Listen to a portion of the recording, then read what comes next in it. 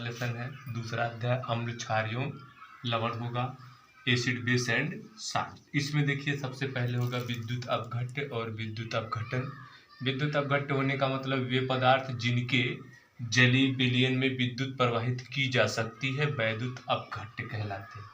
वे पदार्थ जिनके जलीय विलयन में विद्युत का प्रवाह किया जा सकता है वैद्युत अपघट्य कहलाते हैं। उसी प्रकार देखिए किसी वैद्युत अपघट्य के जलीय विलयन में विद्युत प्रवाहित करने पर उसका अपघटन हो जाता है, इस क्रिया को वैद्युत अपघटन कहते हैं। जैसे देखिए यहाँ पर 2HCl लिखा है, इसका जलीय विलयन अगर इसमें हम विद्युत का प्रवाह कर देंगे तो H2 और Cl2 के रूप में ये अपघटित हो जाता है। ठीक है, ये रहा वैद्युत अपघटन। टॉपिक होगा अम्ल। अम्ल क्या होता है? अम्ल आर्हेनियस के आयनिक सिद्धांत के अनुसार अम्ल की परिभाषा होगी, अम्ल वे पदार्थ हैं जो जलीय विलयन में H+ या हाइड्रोजन आयन देते हैं, उसको हम अम्ल कहते हैं। आर्हेनियस के आयनिक सिद्धांत के अनुसार अम्ल वे पदार्थ हैं जो जलीय विलयन में H+ आयन देते हैं, जैसे HCl या CH3COOH। HCl का मतलब हाइड्रोक्लोरिक अम्ल, CH3COOH का मतलब एसिटिक अम्ल। उसी प्रकार H2SO4 का नाम जानते होंगे सल्फ्यूरिक अम्ल। देखिए इसका HCl है, अगर इसका जलीय विलयन है और इसका आयनन हो जाएगा, मतलब जलीय विलयन में घुलेगा तो बनाएगा H+ Cl-।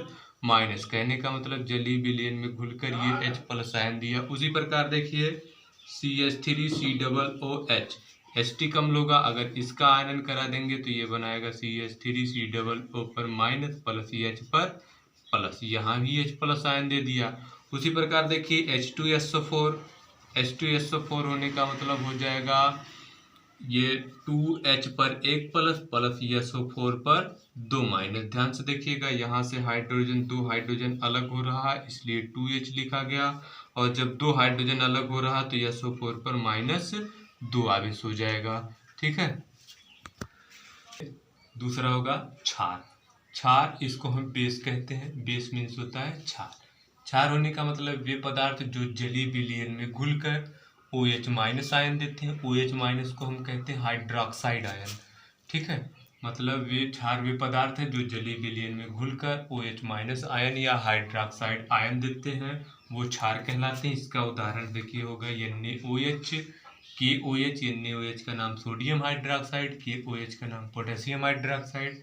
उसी प्रकार CaOH का होल ट्वाइस का नाम कैल्शियम हाइड्रोक्साइड और NH4OH का नाम अमोनियम हाइड्रोक्साइड। ध्यान से देखिएगा इसको, अगर इसका जलीय विलयन होगा और इसका अपघटन करा देंगे तो ये बनाएगा Na+ और प्लस OH-। उसी प्रकार देखिए KOH का भी अपघटन करा देंगे तो K+ प्लस OH- आ जाएगा। उसी प्रकार देखिए CaOH का होल ट्वाइस, OH का होल ट्वाइस, ध्यान से समझिएगा, इसको हम ऐसे भी लिख सकते हैं CaOH यहाँ लिख देंगे, एक OH यहाँ, तो ये OH निकल जाएगा और ये OH निकल जाएगा तो बनाएगा 2OH पर 1- प्लस। देखिए कैल्शियम का 2OH निकला तो कैल्शियम पर आ जाएगा 2+।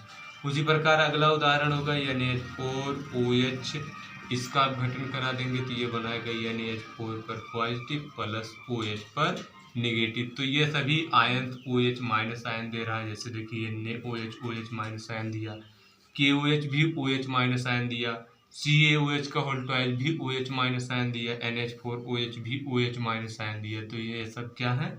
ये सब क्षार के अंतर्गत आते हैं। देखिए अब तक हमने आर्हेनियस के अनुसार अम्ल और क्षार की परिभाषा बताया। अब ये देखिए ब्रॉन्स्टेड-लॉरी के सिद्धांत के अनुसार है।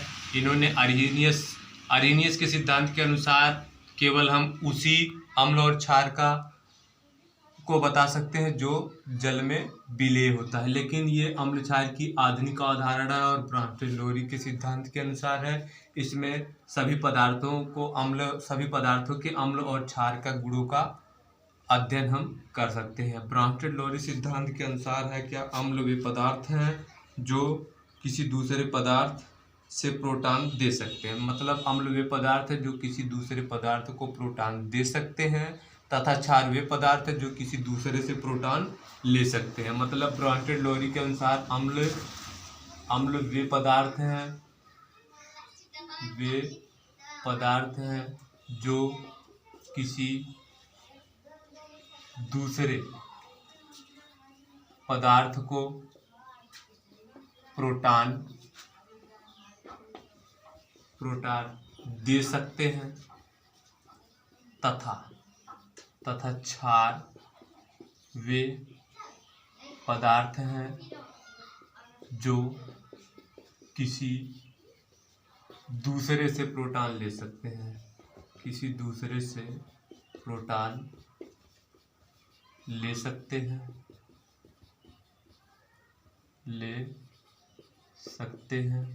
मतलब अम्ल वे पदार्थ हैं जो किसी दूसरे पदार्थ को प्रोटॉन दे सकते हैं तथा क्षार वे पदार्थ जो किसी दूसरे पदार्थ से प्रोटॉन ले सकते हैं। जैसे देखिए, अगर HCl को जल में घोला जाए, जैसे HCl को जल में घोला जाए तो यह H2O को H+ प्रदान कर देता है। जैसे देखिए HCl है, इसको अगर हम जल में घोल देते हैं H2O में तो ये अपना H+ इसको दे देता है, तो ये बनाता है H3O पर 1+, इसका नाम हो जाएगा हाइड्रोनियम आयन और प्लस बन जाएगा Cl पर - क्लोरीन आयन। उसी प्रकार देखिए, उसी प्रकार NH3 मतलब अमोनिया को अगर जल में घोला जाता है, जल को हम H2O लिख सकते हैं या इसको HOH भी लिख सकते हैं। तो यहाँ से देखिए ये अपना एक हाइड्रोजन इसको दे देगा, ये बन जाएगा NH4 पर 1++ OH पर 1-। कहने का मतलब अगर हम इसको जल में घोलते हैं, अम्ल को जल में घोलते हैं तो ये एक हाइड्रोजन जल को दे देता है और बनाएगा हाइड्रोनियम आयन। तो यहाँ पर अम्ल है, ये प्रोटॉन का त्याग कर रहा है, मतलब प्रोटॉन को हाइड्रोजन को दे रहा है। H+ का मतलब प्रोटॉन, H+ का मतलब प्रोटॉन। और यहाँ पर अमोनिया है, ये जल से एक हाइड्रोजन या एक प्रोटॉन ले रहा है और बना रहा अमोनियम आयन। तो यहाँ पर अमोनिया जो है ये प्रोटॉन को ग्रहण कर रहा है और यहाँ पर देखिए HCl जो है ये प्रोटॉन को त्याग कर रहा है या दूसरे पदार्थ को दे रहा है। तो HCl क्या होगा, अम्ल, और NH3 क्या होगा, क्षार। देखिए अगला होगा सूचक, या इसको हम कहते हैं इंडिकेटर। सूचक होने का मतलब ऐसे रंजक या ऐसे पदार्थ, ऐसे रंजक जिनका रंग अम्लीय या क्षारीय माध्यम में भिन्न भिन्न होता है।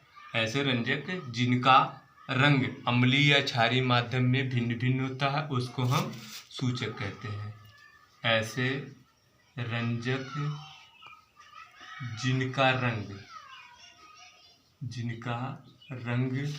अम्लीय व क्षारीय माध्यम में भिन्न भिन्न होता है, सूचक कहलाते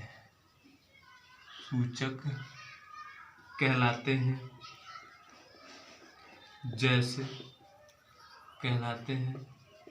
जैसे लिटमस पेपर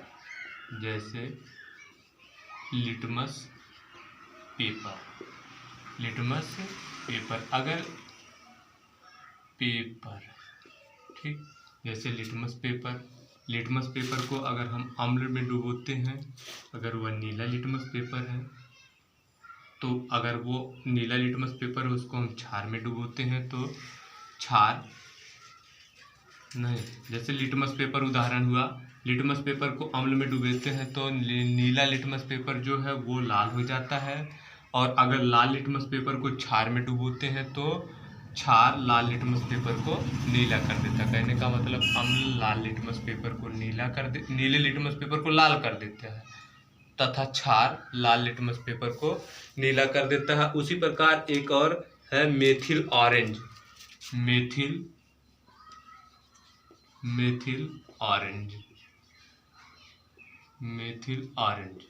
ठीक, ये भी सूचक का कार्य करता है।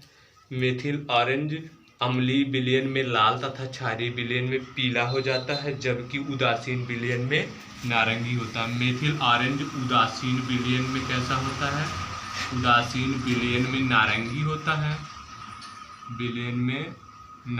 होता है, जबकि अम्लीय विलयन अम्लीय विलयन में लाल होता है तथा क्षारीय विलयन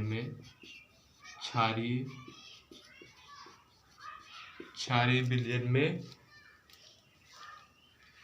पीला हो जाता है। अम्लीय विलयन में लाल तथा क्षारीय विलयन में पीला हो जाता है। तो आपको हमने लिटमस पेपर बताया। लिटमस पेपर क्या होते हैं? नीले लिटमस जो अम्ल में डुबो दिया जाएगा तो नीले लिटमस जो पेपर होंगे वो लाल हो जाते हैं, और लाल लिटमस पेपर को अगर क्षार में डुबो दिया जाए तो लाल लिटमस पेपर नीला हो जाता है। उसी प्रकार मेथिल ऑरेंज को अगर उदासीन विलयन में डुबोया जाता है तो मेथिल ऑरेंज का कलर नारंगी होता है, लेकिन अगर अम्लीय विलयन में छोड़ा जाता है तो उसका कलर लाल हो जाता है, और क्षारीय विलयन में छोड़ा जाता है तो उसका कलर पीला हो जाता है। ये हुआ सूचक।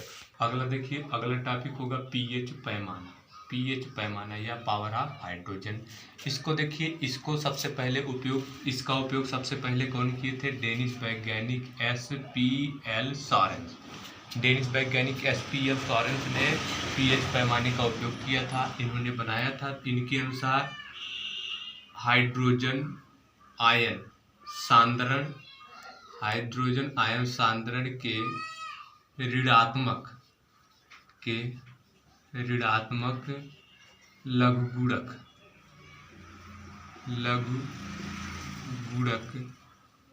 को पीएच कहते हैं। हाइड्रोजन आयन सांद्रण के ऋणात्मक लघुगुणक को पीएच कहते हैं। अतः पीएच बराबर क्या हो जाएगा? पीएच बराबर हो जाएगा -log H+। हाइड्रोजन आयन सांद्रण के ऋणात्मक लघुगुणक को पीएच कहते हैं। अतः पीएच बराबर -log H+। ये होगा पीएच का फार्मूला। एक चीज और जानते रहिए, पीएच की परिभाषा हमने बताया। हाइड्रोजन आयन सांद्रण के ऋणात्मक लघुगुणक को पीएच कहते हैं। जिस विलयन का पीएच 7 होता है वो होता है उदासीन, और जिस विलयन का पीएच मान 7 से कम होता है, 7 से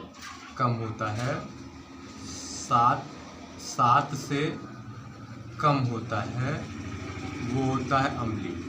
जिस विलयन का पीएच मान 7 से कम होता है वो होता है अम्लीय, और जिसका पीएच मान पीएच बराबर 7 से अधिक अगर होगा तो वो होगा क्षारीय। 7 से अधिक है तो क्षारीय होगा। ठीक है।